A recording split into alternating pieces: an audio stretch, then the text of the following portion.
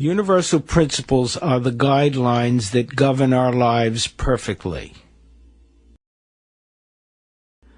Number 1, energy.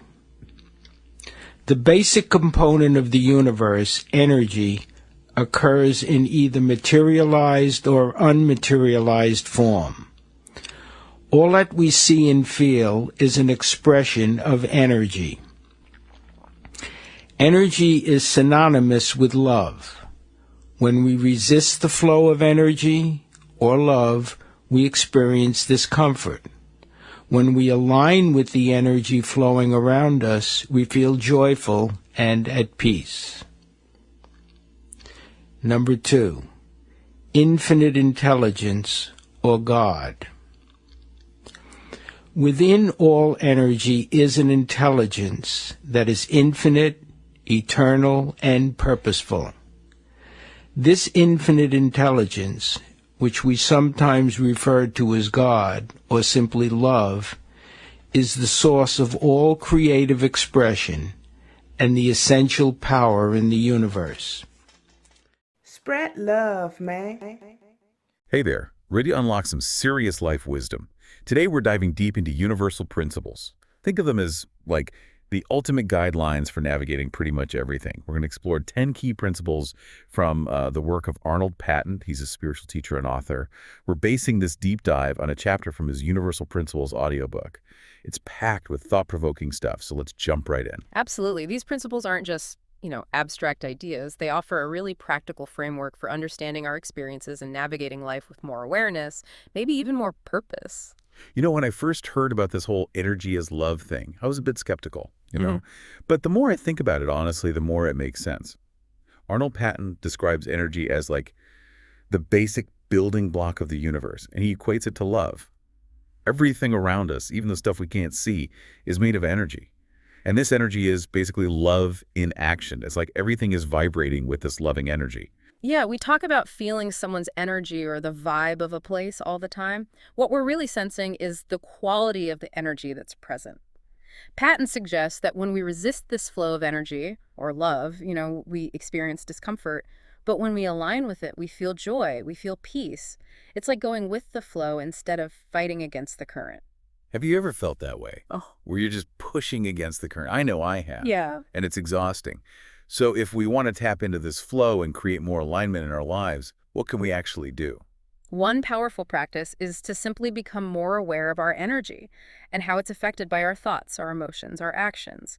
Notice how you feel when you're engaging in activities you love, spending time with people who lift you up, or being in nature. Those are all signs that you're aligned with that flow of positive energy. So it's like paying attention to those subtle cues from our body and emotions, right? Yeah. Like a gut feeling or a sense of expansion versus like contraction. Exactly. And if you notice you're feeling drained, stressed, or just kind of out of sorts, it might be a sign that you're out of alignment. That's when it's helpful to pause, check in with yourself, and ask, what do I need right now to, restore my energy and get back into the flow? All right, so we've got this universal energy, this love flowing through everything. But where does it all come from? This is where Patent introduces the idea of infinite intelligence, this all-knowing force within energy. Some might call it God or love, like the source of all creation. Right. Think of it like there's a greater intelligence at play in the universe, Well, a source of wisdom and guidance that we can all tap into. And how we perceive this intelligence, well, it shapes our experiences. hold on. If we're talking about this infinite intelligence, this source of everything, are we saying that it's judging us? Not at all, not at all. Patent suggests that this intelligence is unconditionally loving and supportive. It's not about punishment or reward. It's about growth and evolution. Okay, that makes me feel a little better. So if we see this intelligence as loving and supportive, how does our worldview shift? Well, imagine what would shift if you truly believed in a universe that has your back no matter what. It's about trusting that everything is unfolding as it should, even when it doesn't make sense to us. Okay, so we've got this loving energy flowing through everything and this infinite intelligence guiding it all. And this is where things get really cool. Imagine this.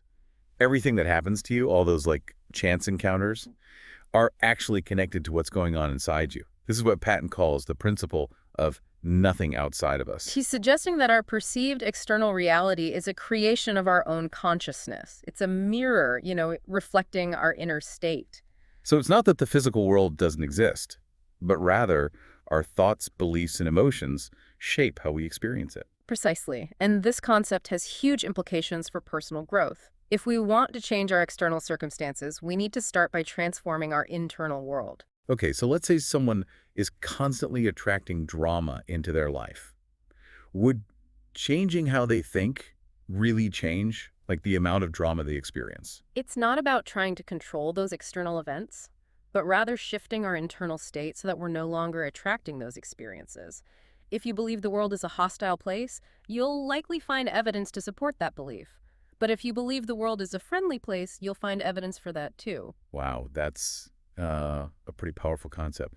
So if everything is a reflection of us, as we just discussed, how does that tie into the idea of perfection in the universe? Because, let's be honest, sometimes life feels anything but perfect.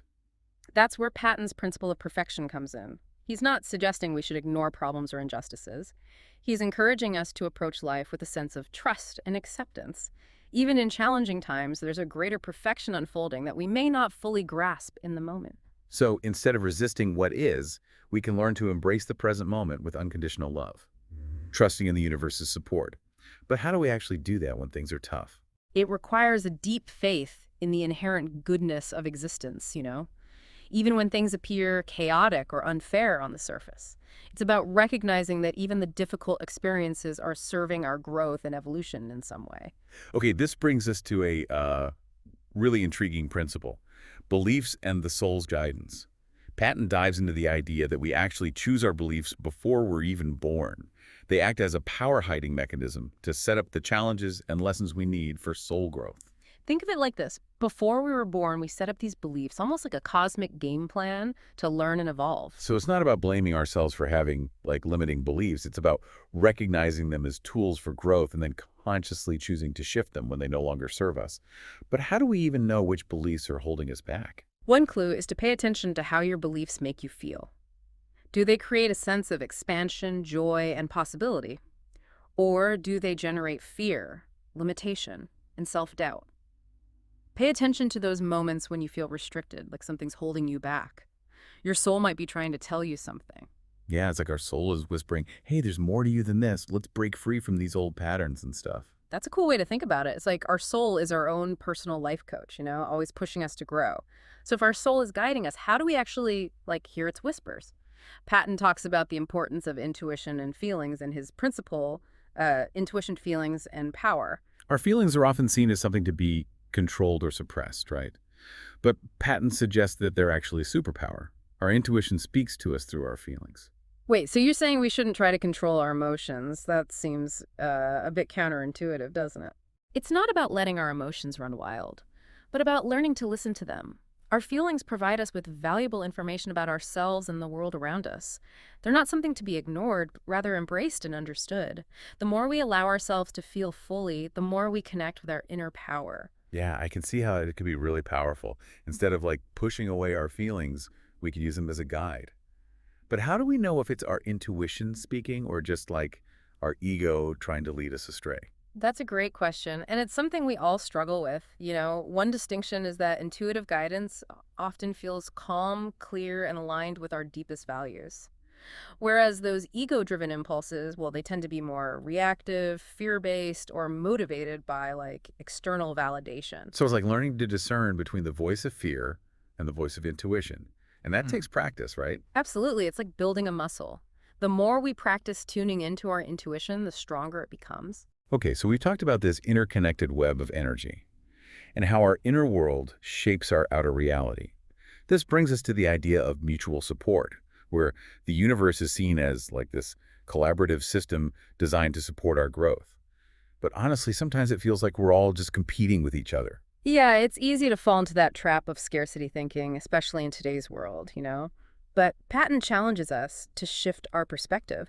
He suggests that the universe is actually a mutual support system where everything is interconnected and designed to help us grow. It's like we're all in this together, supporting each other's evolution. So instead of seeing the world as a zero-sum game, we can start to recognize the abundance of support that's available to us. But how do we actually do that? One powerful practice is to focus on giving rather than receiving. When we act from a place of generosity and service, we tap into the flow of abundance. And that, in turn, attracts more support into our lives. I've heard the saying, the more you give, the more you receive. Is that kind of what we're talking about here? Exactly, and it doesn't have to be like these grand gestures.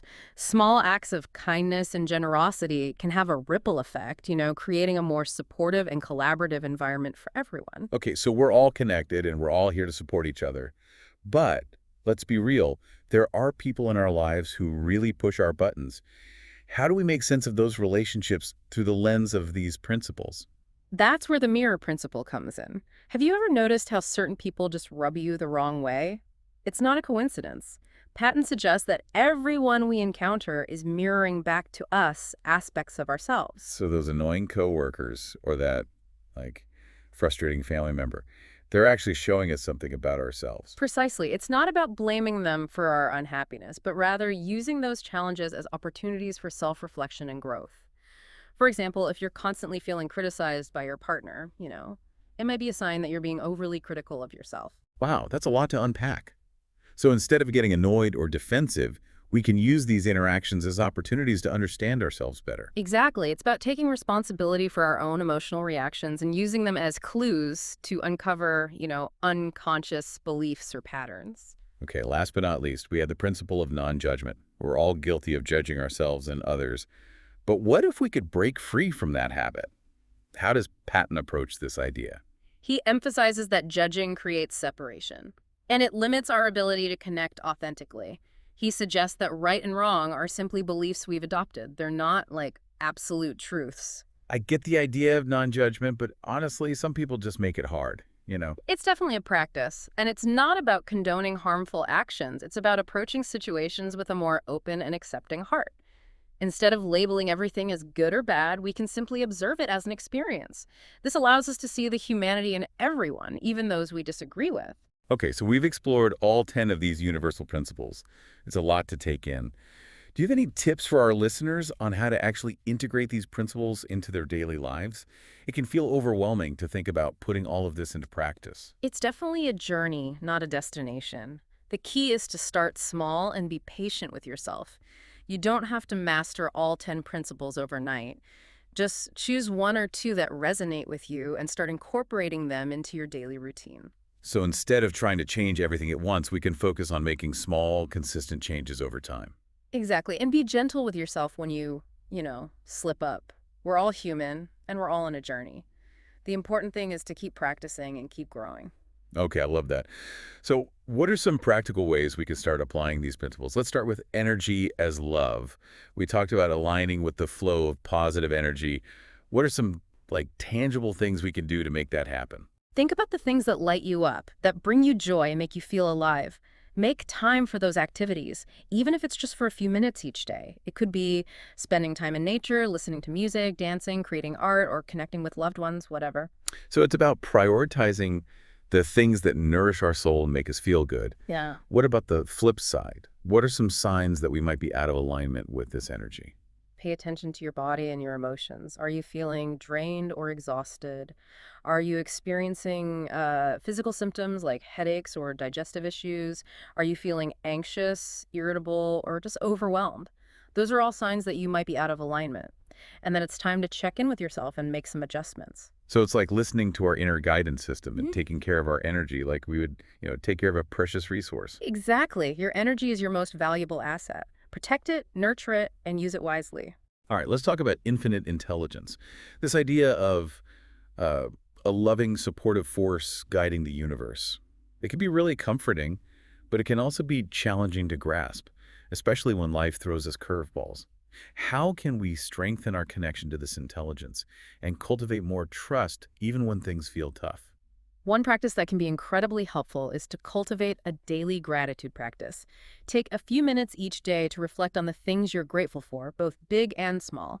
This simple act can shift your energy from lack to abundance and help you to connect with the goodness that's always present, even amidst challenges. So instead of dwelling on what's wrong, We can intentionally look for things to appreciate, even small moments of beauty or kindness. Exactly. And it's not about denying the difficult experiences, but rather choosing to focus on the positive aspects, even in those situations.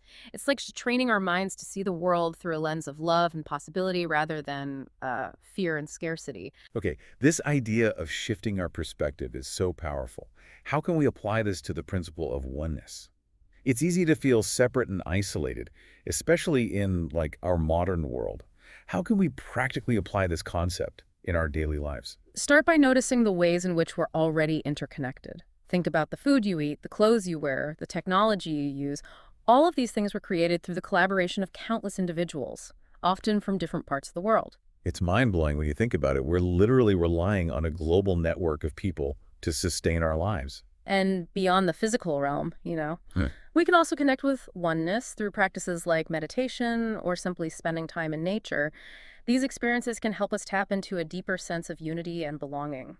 Okay, let's tackle principle number 4. There is nothing outside of us. Hmm. This one can be a bit tricky to wrap our heads around. If everything we experience is a reflection of our inner state, does that mean we're responsible for everything that happens to us? This is a common misconception, and it's important to clarify that this principle doesn't imply blame or guilt. It's not about taking responsibility for every single event in our lives, but rather recognizing the power of our thoughts and beliefs to shape our reality. So it's more about understanding that our internal world influences how we perceive and interact with, the external world. Exactly. For example, if you have a deep-seated belief that you're unworthy of love, you might unconsciously attract experiences that reinforce that belief. It's not that you're creating those experiences out of thin air, but rather that your perception is filtering reality through the lens of that belief. So it's not about blaming ourselves for our negative experiences, but rather recognizing that we have the power to shift our beliefs and create a different reality. Precisely. And that's where personal growth work comes in. By becoming aware of our limiting beliefs and patterns, we can consciously choose to transform them and, in turn, create a more positive and fulfilling experience. This makes me think about the principle of perfection.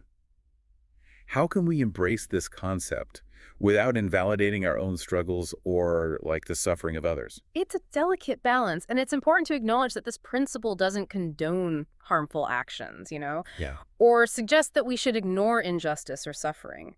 It's more about recognizing that even in the midst of chaos and pain, there's a greater order and purpose at work that we may not fully understand. So it's about trusting that even the most difficult experiences are ultimately serving our growth and evolution. Exactly. And it doesn't mean we have to, or enjoy those experiences. It's about approaching them with a sense of curiosity and acceptance, recognizing that they're part of the tapestry of life. This reminds me of the saying, life is happening for us, not to us. Well, It's a subtle shift in perspective, but it can make a big difference in how we navigate those challenges. absolutely. And it ties into the concept of surrender, which is often misunderstood. It's not about giving up or becoming passive. It's about letting go of the need to control everything and trusting in the wisdom of, a greater force. Okay, moving on to principle number 6, beliefs and the soul's guidance. Hmm. We talked about how our beliefs act as a power-hiding mechanism to set up the lessons we need for soul growth. Yeah. How can we distinguish between beliefs that are serving us and those that are holding us back? One clue is to pay attention to how your beliefs make you feel. Do they create a sense of expansion, joy, and possibility? Or do they generate fear, limitation, and self-doubt? So it's about tuning into our emotional guidance system. If a belief feels constricting or heavy, it might be time to, re-examine it. Exactly. And it's important to remember that our beliefs are not static. They can evolve and change as we grow and learn. Which brings us to principle number 7, intuition, feelings, and power. We touched on how our feelings can be a source of guidance and wisdom, but how do we distinguish between, those intuitive nudges and simply our ego trying to lead us astray? That's a great question, and one that many people struggle with. One distinction is that intuitive guidance often feels calm, clear, and aligned with our deepest values, whereas those ego-driven impulses tend to be more reactive, fear-based, or motivated by, external validation. So it's about learning to discern between the voice of fear and the voice of intuition. And that takes practice and self-awareness. Absolutely, and it can be helpful to cultivate practices that help us connect with our inner wisdom, such as meditation, journaling, or spending time in nature. These practices can quiet the mind and create space for intuitive insights to emerge. Okay, let's talk about mutual support. This principle challenges the idea that we're in competition with each other and suggests that the universe is actually a collaborative system designed to support our growth. How can we shift from like a scarcity mindset to one of abundance and cooperation? It's a paradigm shift, really. That requires us to let go of the belief that there's not enough to go around. One practice that can help is to focus on giving rather than receiving. When we act from a place of generosity and service, we tap into the flow of abundance, and that attracts more support into our lives. So it's like the saying, the more you give, the more you receive. Exactly, and it doesn't have to be grand gestures. Small acts of kindness and generosity can have a ripple effect, creating a more supportive and collaborative environment for everyone. All right, moving on to principle number 9, the mirror principle. This principle suggests that everything we experience, including our interactions with others, is a reflection of our internal state. How can we use this principle to foster greater self-awareness and personal growth? It's about paying attention to our emotional triggers.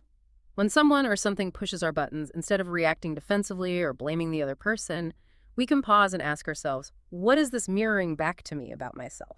So it's about using those moments of like irritation or frustration as opportunities for introspection. Exactly, and it's not always easy. It can be challenging to look in the mirror and see aspects of ourselves that we might not like. But it's in those moments of discomfort that the greatest potential for growth lies. This principle reminds me of the saying, when you point a finger at someone, there are 3 fingers pointing back at you. That's a perfect analogy. It highlights the importance of taking responsibility for our own perceptions and reactions, rather than projecting them onto others. Okay, let's wrap up with principle number 10, non-judgment. This principle encourages us to let go of the need to label everything as good or bad, right or wrong. How can we cultivate more non-judgment in our lives, especially in a world that often feels very polarized? It's a practice, and it starts with self-compassion. We can't expect to be perfectly non-judgmental all the time, right? We're human, and judgment is a natural part of our mental processes. But we can choose to become aware of our judgments and challenge them with curiosity and kindness. So it's about noticing those judgments without beating ourselves up for having them. Exactly, and when we catch ourselves judging others, we can ask ourselves, what assumptions am I making about this person?